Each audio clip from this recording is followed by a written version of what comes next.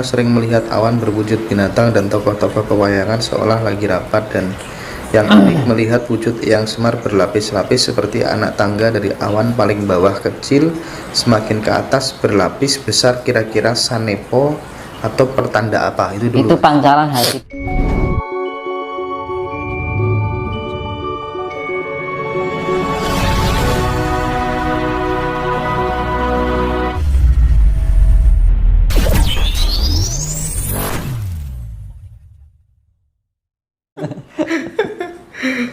Ini padahal udah jam 3 kurang seperempat ya.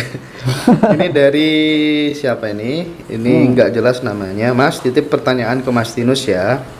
Soal legitimasi kekuasaan Puger atas Kekuasaan apa? legitimasi kekuasaan Puger atas Amangkurat II. Banyak yang salah paham. Aduh, nggak tahu ini Iki aku, Mas. Puger ngendi kuwi? Lah, Puger akeh lho, Puger ya, Solo kapan-kapan. enek, Jogja enek kan ngono. Mungkin masa yang bertanya ini bisa diperjelas lain waktu, nanti bisa diulas lagi. Lanjut, satu lagi dari Pena. Satu lagi pertanyaan buat Mas Tinus. Kenapa dari usia 5 sampai usia 25 tahun sering melihat diri saya sendiri lagi bertapa, semedi di petilasan Eyang Semar di Arjuno, baik melihat secara nyata dan secara mimpi itu lebih 10 kali, dan setelah usia 25 ke atas sudah tidak melihat lagi.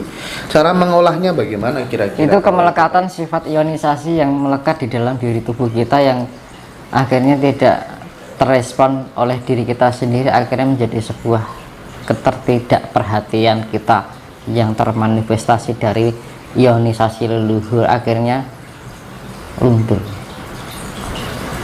Dan itu harusnya penyikapannya adalah penyelarasan, makanya kembali tadi padalah harus ada penyelarasan non fisik dan fisik, antara materi dan materi itu harus diselaraskan. Kalau ada karena pengaruh, mungkin karena pengaruh lingkungan yang tidak ada yang mengarahkan ke arah ke situ, mungkin itu bisa, itu tidak menentukan bahwa itu tidak terjadi.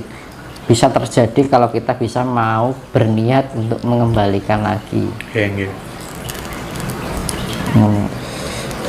Dari Pak Nuryanto, tolong ditanyakan ke Mas Tinus, apakah benar secara materi perwujudan manusia itu miniatur dari alam semesta? Fakta yang bisa dilihat. Rahayu.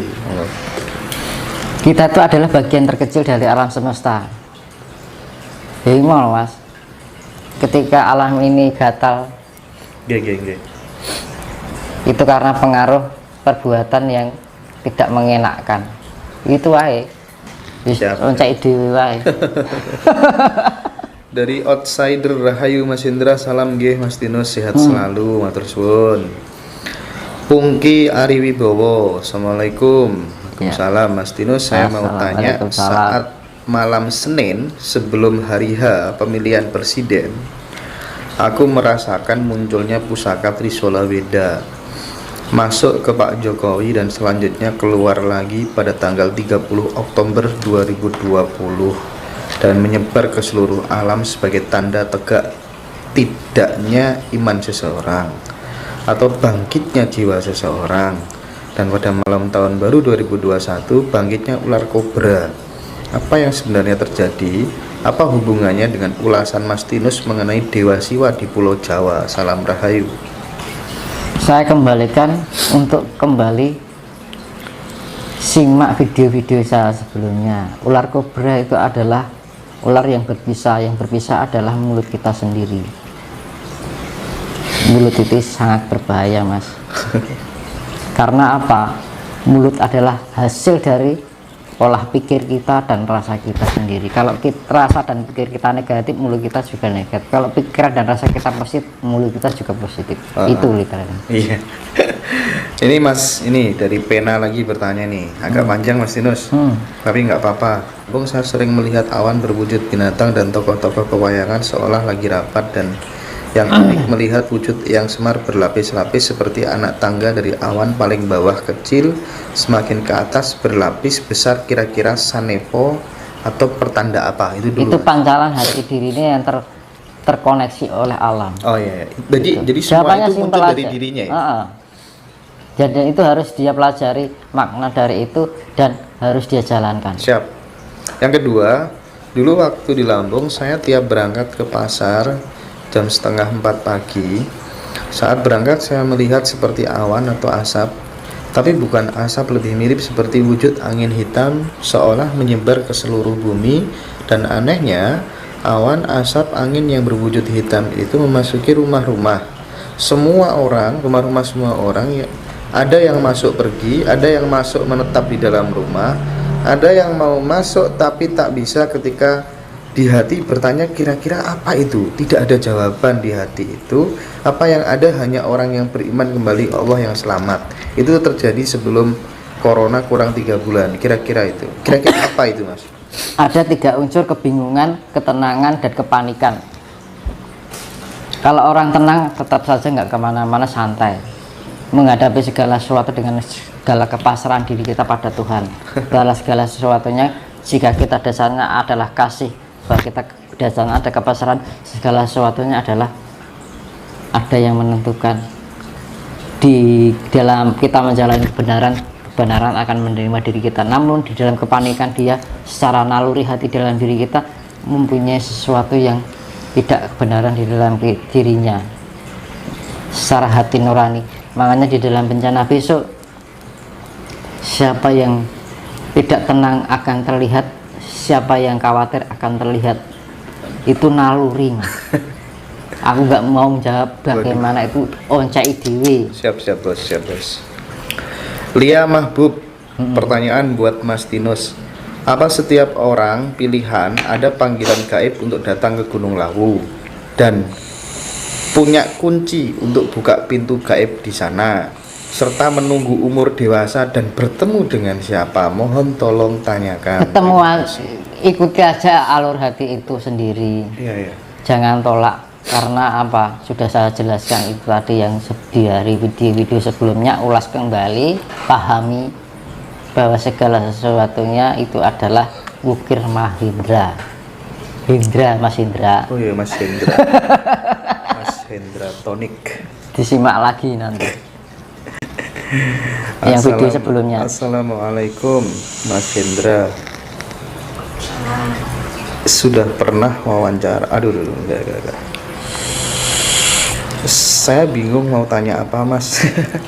Titip salam aja wis buat Mas Tinus dan kru Ngaji Rasul. Rahayu, salam kasih, damai, sejahtera, bahagia selalu. Dan semuanya semoga sehat selalu, banyak rezeki. Amin. Iya. Kon fayakun. Oke. Tekomorate. Ini dari Mas Edi Jona, Mas. Mas Tinus idola saya. Waduh. Bolehkah belajar meditasi atau yoga versi beliau? Kalau boleh, datang di mana alamatnya? Apakah beliau ini juga menerima konsultasi problema kehidupan, jodoh, rumah tangga, usaha, dan lain-lain seperti spiritualis pada umumnya? Tertanda Edi Blitar. Itu Bang, saya nitip pertanyaan itu. Matur suwun.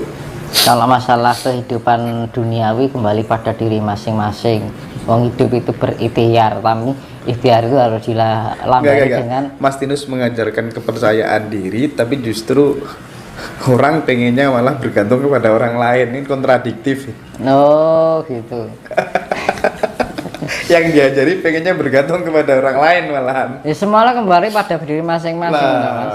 Itu dia problemnya, Mas. Makanya kan kalau kita berdasarkan orang lain, iyalah orang lain itu terus-menerus membimbingnya. Ketika bosan membimbingnya, luntur dengan sendirinya. Jadi semua kembali pada niat. Sudah saya jelaskan pada video sebelumnya, nanti bisa disimak. Fahri Amel, tolong tanyakan sama Mas Tinus gimana caranya meditasi yoga ala Mas Tinus. Mas Hendra, makasih.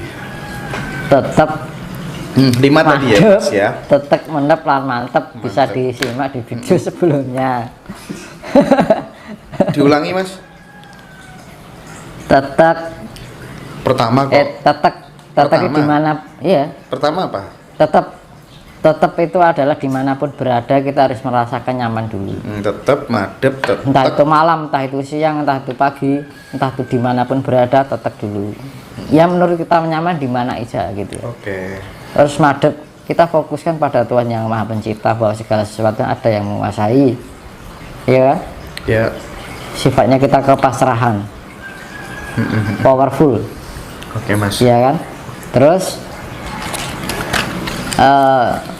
tetek itu adalah ketenangan, tidak terkhawatirkan oleh segala kehidupan, gejolak kehidupan yang mungkin sifatnya ekonomi, keluarga, cinta, ya, harta, kan gitu.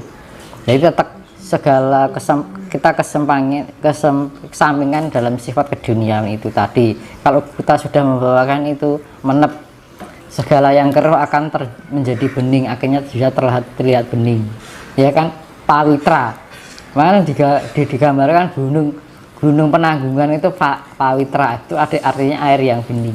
Ketika kita menemukan kebeningan, kita akan menemukan suatu kesejatian yang disebut mantep. Itulah yang disebut, kalau kita belum bening, nggak akan mungkin kita bisa menemukan kesejahteraan.